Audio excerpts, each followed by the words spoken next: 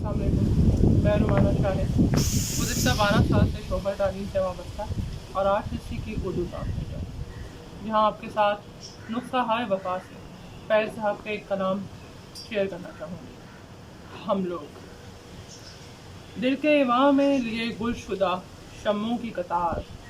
نور خورشید سے سہمے ہوئے اکتائے ہوئے، حسن محبوب کے سیار تصور کی طرح،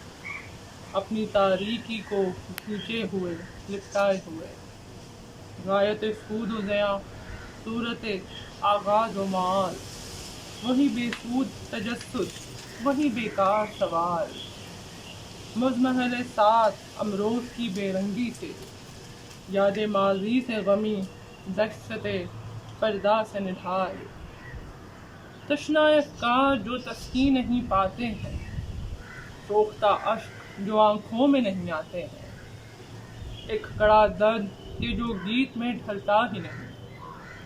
دل کی تاریک شگافوں سے نکلتا ہی نہیں، اور ایک الجھی ہوئی موہوم سی درماں کی تلاش، دشت و زنداں کی ہوس چاک گریباں کی تلاش۔